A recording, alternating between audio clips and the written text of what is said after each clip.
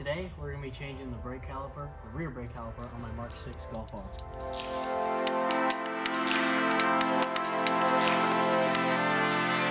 Unfortunately, I went to back out of the garage and there was a big puddle of brake fluid under the car, under the right side, so I knew it was the right brake caliper.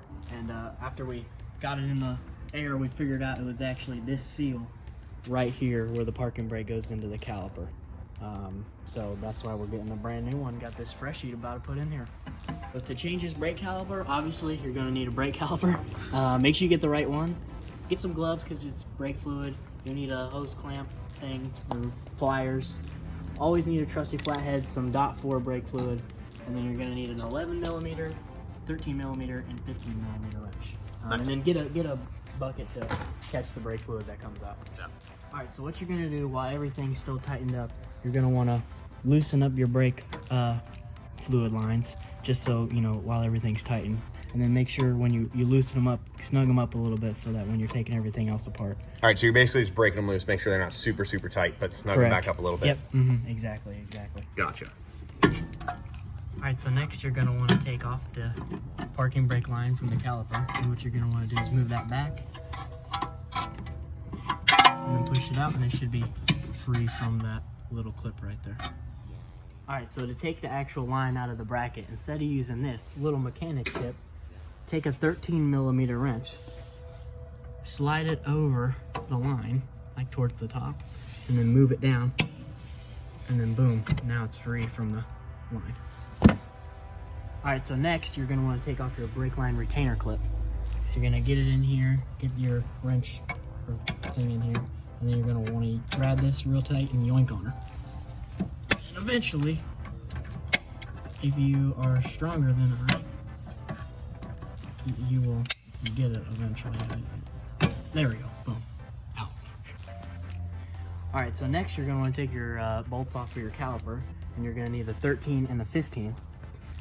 So you're going to throw the 15 on this big bolt right here, and then put the 13 on this bolt, and you're going to want to move them the opposite way, and that's how you break them loose. And you're going to do that for both sides until these bolts come out, and then you should be able to pull the bolt out just like this, and do that for the bottom bolt too.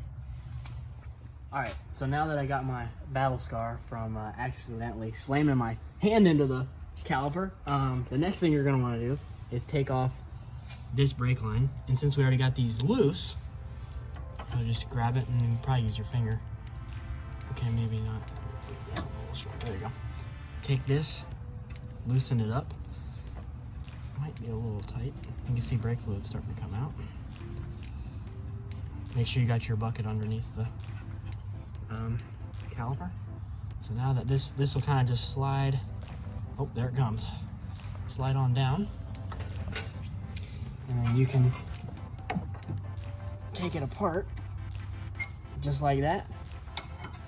Then you can just grab the entire caliper and it should all come out as one thing.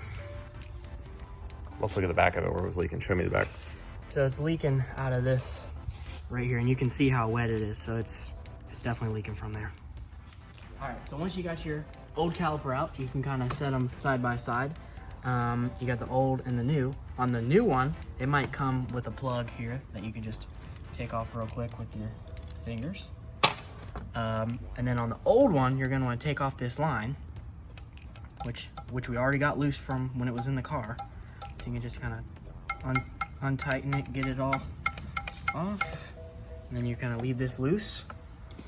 And then you can just simply snug it up in this hole. Just tighten it up, get it real, you don't even have to tighten it that hard, just get it snug. Get it in line with this hole right here, and then we're ready to put it back in the car. Once you get your new caliper all set up, you can go ahead and get it put in, and it's pretty much reverses removal. Just put it in just like we took it out, and once you get it back in, you'll have to bleed it, and we'll catch you back then.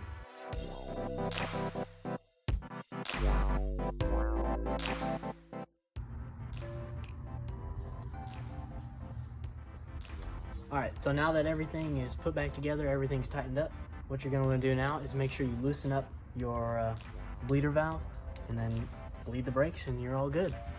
everything bolted back up, you got the brake split, everything's set and good to go. You can put the wheel back on, put it back on the ground, give it a test drive, make sure everything's good, make sure nothing's leaking, and you're good to go. So hopefully this video helped you. Maybe you can do something, save yourself some money. Let me know what you guys drive in the comments. I always think that's interesting to hear what you guys drive, so drop a comment. Also, if you have any questions, feel free to drop a comment. I'll try my best to respond as quick as I can. As always, guys, stay risky.